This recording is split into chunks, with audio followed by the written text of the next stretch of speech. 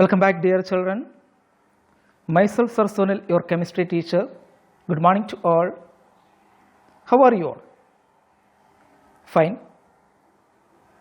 I hope you all are fine. And also, you got many holidays this year and you are enjoying the holidays, okay? And in between, we have started the online class, okay? You are busy with the online class. And also, we have completed here 2 chapters, okay? And also, there are question answers to complete the copy work. And already you have started maybe, okay? And also, you are busy. Okay, students? So, today, you are going to start okay, students, today we are going to start the topic from our lesson non-metals. All of you take out your book and ready to watch the video. Okay, students, here is our topic non-metals. Yesterday we have discussed about the metals and its properties. Okay, here just opposite. Mainly the points are opposite to the non-metals in case of properties. Non-metals are dull looking except graphite and iodine. Except the metal graphite, iodine, the non-metals are dull looking. But graphite and iodine also non-metals, but they are lustrous. Graphite and iodine, the non-metals are lustrous, means it have shining property. And also another property is they are brittle in the solid state. They are brittle in the solid state. That means they break if beaten or bent. Non-metals will break if beaten or bent. That is another property of non-metal. But metals we can beaten and we can make it as a sheets and it can drawn into wires. But if we beat non-metals, it will break. Clear? And another property of non-metal is they do not allow heat or electric current to pass through them. But same time metals allow electricity to pass through it. But non-metals, they do not allow heat or electric current to pass through it. Here also exceptions are there. Graphite, the non-metal, allows electric current to pass through it. Okay, students? Now another one, under ordinary conditions, some non-metals, examples carbon, sulfur and phosphorus are solids. Clear? Are solids. And one is a liquid non-metal, that is bromine. Yesterday we have discussed that liquid metal, that is mercury. Mercury, it is a liquid liquid metal. At the same time one liquid non-metal, that is bromine here. And some non-metals are gases. Some are in the state of gas. Examples are hydrogen, oxygen, nitrogen, argon. Okay? And the elements helium, neon, argon, krypton, xenon and radon are called noble gases. These noble gases are inactive. These are also non-metals. These are also non-metals. The noble gases full category comes under non-metals. Okay, students, we have discussed that elements can be divided by 2. Those are metals and non-metals. Now we are going to discuss that how elements are represented. How can we represent an element? Elements are represented by symbols. Students, you please underline, elements are represented by symbols. Example, H for hydrogen, H used for hydrogen, C for carbon, N for nitrogen, O for oxygen. Okay, students, these are the symbols of hydrogen, carbon, nitrogen and oxygen. H, C, N, O, the first letters we took. Okay, then 2 letter symbols also there. two-letter symbols are chosen to distinguish between elements whose names start with the same letter of the alphabet. You see, chlorine also starts by the letter C, and already we took C for carbon. So we have to wait for chlorine, the symbol. So here we took Cl for chlorine, and next letter, one more letter we took from it. Then Ca, calcium, Ca for calcium. Here calcium also start by letter C. Another one Mg, Mg for magnesium, the symbol of magnesium, that is Mg. The symbol of manganese, that is Mn. Here also we took two letters. Sometimes the symbols are chosen from the Latin names also. Latin names, from Latin also we took some elements symbols. Okay, examples are Na. Na for what? Sodium. But this symbol taken from the Latin name natrium. The Latin name of sodium, that is natrium. Then next one, ferrous, Fe, ferrous, that means iron. This Fe also took from Latin version. The Latin name of Fe is ferrum. The Latin name of Fe or iron is ferrum. Another one, Cu, the symbol Cu. The symbol Cu used for copper. Copper, the Latin name of copper, that is cuprum. Okay, students. Now you will soon learn that the symbols of an element represent one element of the element. Okay, that one atom of an element, that we will discuss later. Okay. And here one table is here. Clear? Here it shows in table in your book. You please go through the table. Many symbols we can see here, and once we can read. Aluminium, Al4 aluminium. Please read out Al4 aluminium. Here I am going to teach you how to learn the symbols easily. By repeatedly, you have to repeat the symbols. You have to repeat the symbols and the names in a rhythmic way.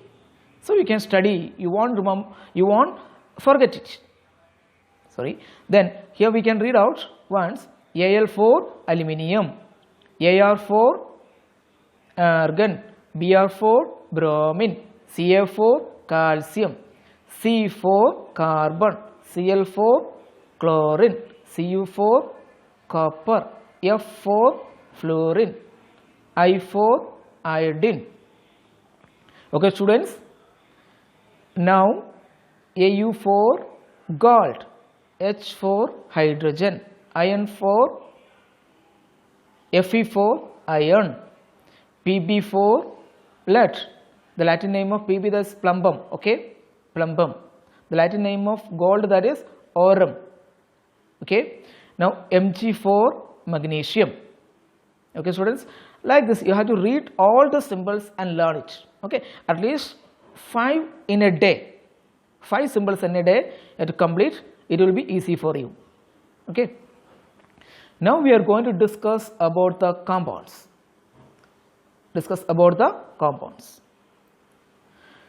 What is a compound? A compound is a substance that can be split. Elements cannot be split. Okay, compounds can be split into which method? By the chemical method.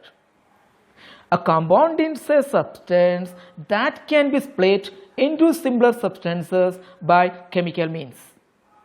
Okay, students, this is the definition of a compound. Please underline and keep. You have to learn it and you have to by heart it. Now, for example, water is a compound. Do you know the chemical formula of water? That is H2O.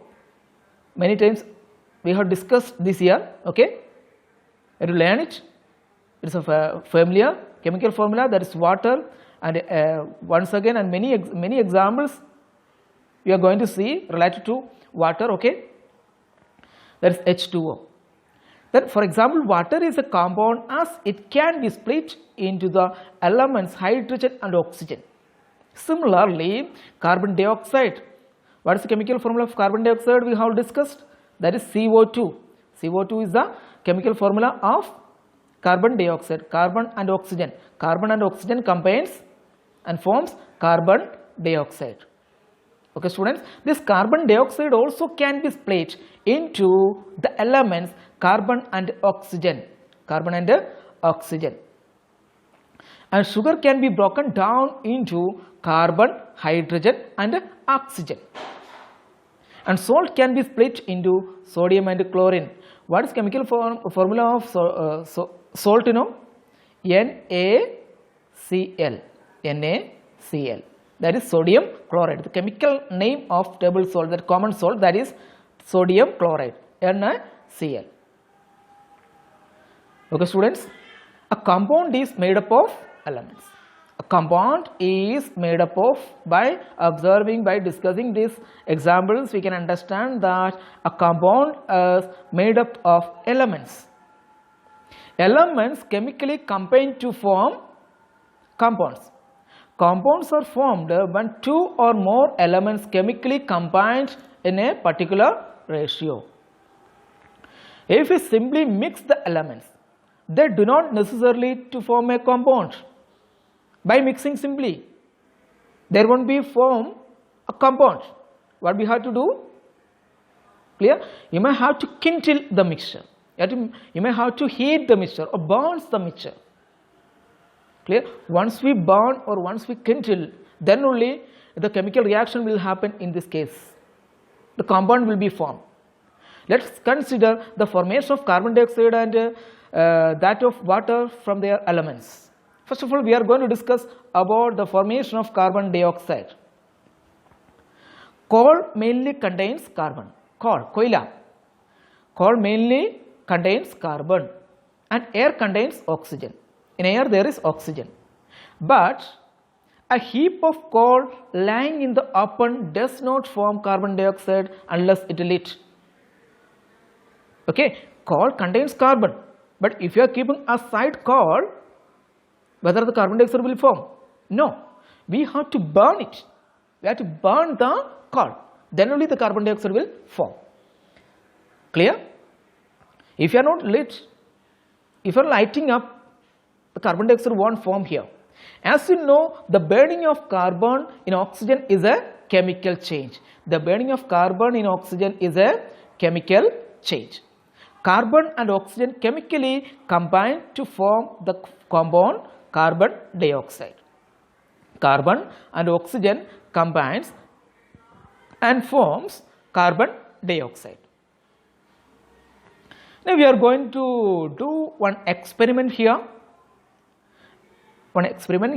Light some charcoal in a small dish. Light some charcoal in a small dish and lower it in a jar using a pair of tongs.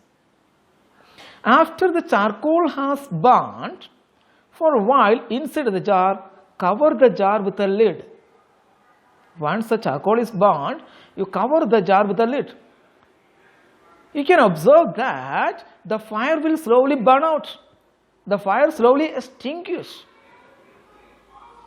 Take out the dish carefully and pour some clear lime water into the jar. Into the jar you pour some lime water. And what will happen? What can you observe there? Replace the lid and shake the contents of the jar.